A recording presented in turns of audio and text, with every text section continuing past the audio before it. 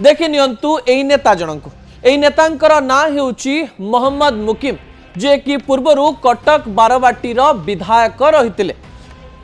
ओडिशा रे कांग्रेस दल रे थिले कहा जाउतिला कांग्रेस रे पीसीसी सभापति रेस रे थिले मोहम्मद मुकिम। पीसीसी सभापति पद तांकु दियागला नाही। भक्त दास को पीसीसी सभापति पद दियागला। बहुत दिन नीरवता अवलंबन कले कटक रे निजर राजनीति चलेले एवं तापरे कथा सामना को आसिला जे मोहम्मद मुकिम एक नुआ दल गठन करुचंती। सीधा सोनिया गांधी को चिट्ठी लेखिले जे राहुल गांधी दलर नेतृत्व नहीं पारिबे नाही।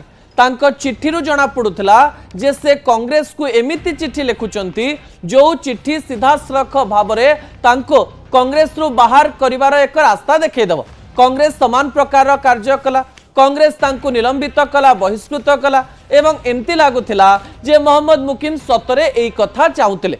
मोहम्मद मुकिम ओडिया नुआ वर्ष अवसर रे एक नुआ दल गठन करिसंती एवं दलर ना देइचंती ओडिशा जनता कांग्रेस। कांग्रेस ना रहिछि कहिसंती जे महात्मा गांधींकर चिंताधारा को लेकरी मो दल गठन करा जायछि। मंच उपरो 10,000 लोकंक आगरे आज बर्षिचंती मोहम्मद मुकिम। नुआ दल गठन अवसर रे सबु जिनस भल थाए। आपण जानिचंती जे नुआ चादर भारी आदर। प्रथम दिन जोश अधिक थाए। किछि शब्द मोहम्मद मुकिम आज मंच उपरो प्रयोग कले। प्रथम शब्दटी थिला जेनेरेशन जी बा जेन जी।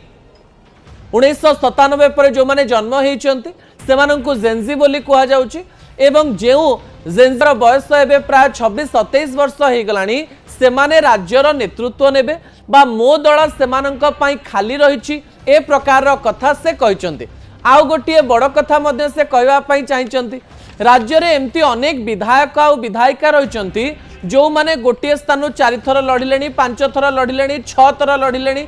से जगार से माने जीति जीति आसुचंती। जो माने तांका विरोध रे ठिया होचंती से माने मध्य जीति जीति आसुचंती किंतु नुआ नेतांकु सुजोग मिली नाही। एक कथा मध्य से कहवा पई चेष्टा कले मो दल मु तयारी करिछि, मु टंका खर्च करिछि, जेनजी माने सुजोग पाइबे एवं जेउ नेता मानक पछरे बोलुथिले एवं बड़ नेता हवा पई चाहुथिले सेमानंकु एई दल रे सुजोग दिया जिवो।